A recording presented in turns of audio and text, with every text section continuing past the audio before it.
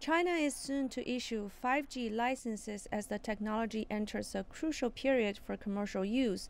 China has established a competitive advantage in the 5G development through self-innovation and cooperation. The international standards for 5G networks were jointly developed by the global sector. Data show that China leads the world in 5G research. Research firm IPlytics says that China holds the largest number of 5G patents, accounting for a third of the world's total. China was followed by South Korea, the US, and Finland. A number of countries, including South Korea, the US, and Britain, already offer 5G services. The telecom giant Huawei played an important role in the development of those networks, as it is a leading supplier of base stations that enable the exchange of signals between devices.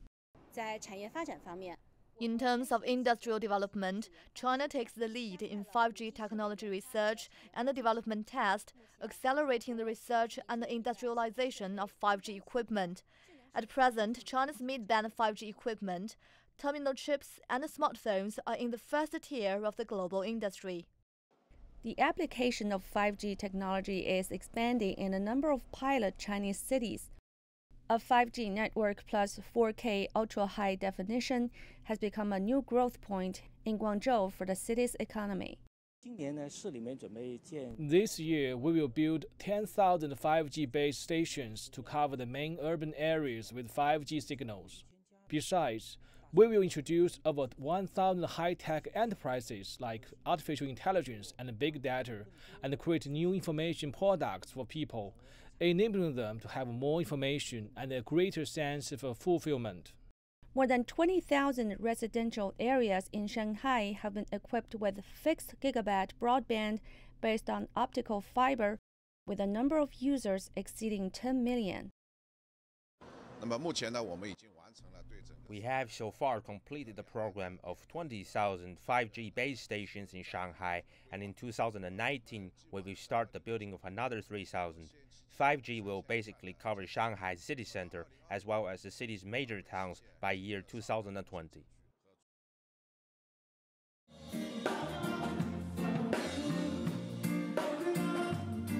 This is the 2000th cruise ship to dock at Shanghai's Wusongkou cruise port. Called the Spectrum of the Seas, it is 348 meters long and 41 meters wide, making it the biggest cruise ship in all of Asia.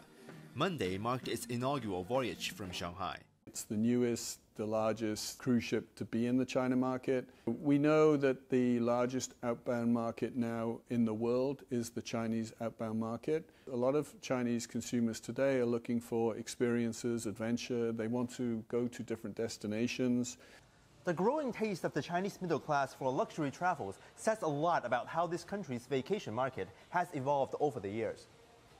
Royal Caribbean says the number of their international guests departing from Chinese ports has doubled in the past 5 years, and it is expected to reach 40,000 this year. When I first came to China back in 2008 or 2009, we saw the opportunity of developing the cruise market. The growth of demand in the Chinese market has been very strong, and it represents probably today around 8% of our total business. Shanghai's Wusongkou port has spent $145 million on expansion in 2015. With its completion last year, the port can hold 4 cruise ships simultaneously, making it the biggest port of its kind in Asia. The cruise ship industry plays an important role in Shanghai's effort to become a world-class tourism city. We aim to be in the first tier of the world's cruise ports. In a recent document, Shanghai municipal government says it aims for the city's cruise ports to dock over 500 ships and service over 4 million people annually by 2022.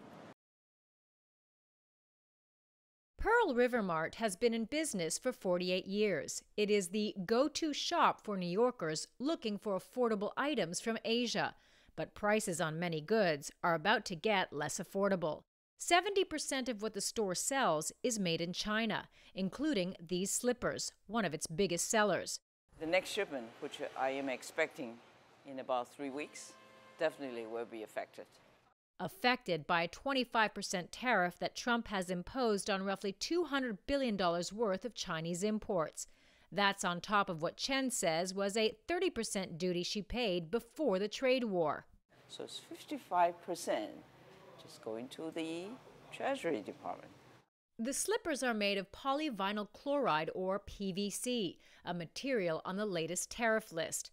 According to her custom broker, the majority of what she sells will be subject to additional tariffs. Right now, the slippers retail for $16, but Chen says the price will have to rise to $20 to make up for the additional cost. These umbrellas sold for $7 last year. Now they go for $10. So when Trump said that China is going to pay for that, that's wrong. Actually, looks like the importers is going to pay, but at the end, who's going to pay? The consumer.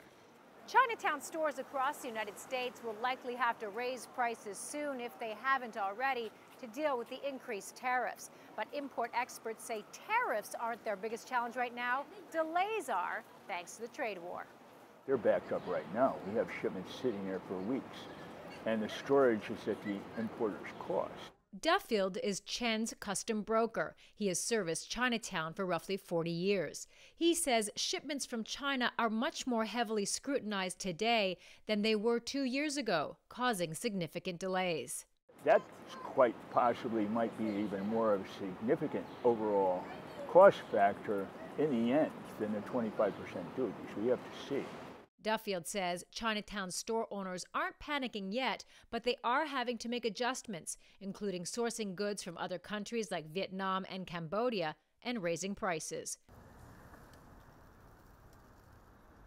Just 73 kilometers from Moscow's Red Square is the village of Belyarust. A container cargo terminal is being built in its vicinity. Dozens of heavy machinery are permanently changing the landscape here. Workers are connecting rebars and making steel frames before hundreds of tons of concrete are poured over them. Yet part of the work at the construction site is temporarily suspended, waiting for the 500 kilovolts electric lines to be moved away. At this moment it doesn't look much, but as investors are saying, by the end of this year, terminal will become operational. They are expecting that by 2022 it will be fully completed, distributing containers sent between China and Europe. The Russian Railways considers the Belyarust as some kind of pilot project which, if successful, can be used as a model to build other similar but smaller container cargo terminals across Russia. Officials say an estimated 600,000 tons of cargo will be operated annually at Belyarust terminal when it reaches its full capacity, serving customers in both Europe and Asia. This terminal will be a center for cargo transport. It will provide service to all companies in the Moscow region.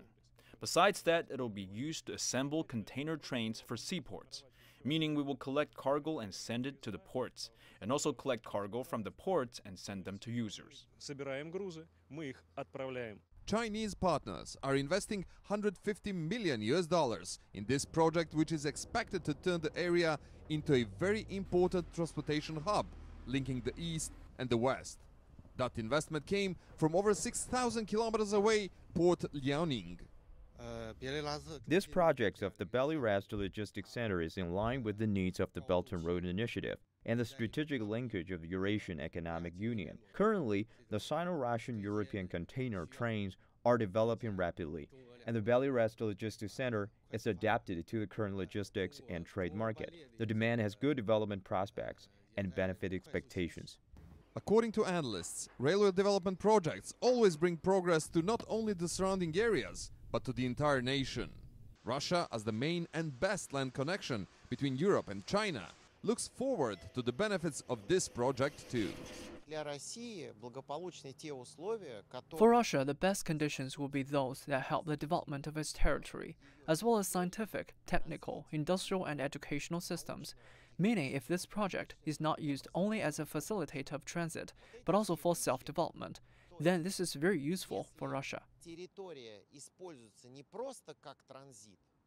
Belyarust is seen by both sides as potentially very beneficial, since it will be able to help develop businesses connected to the cargo terminal.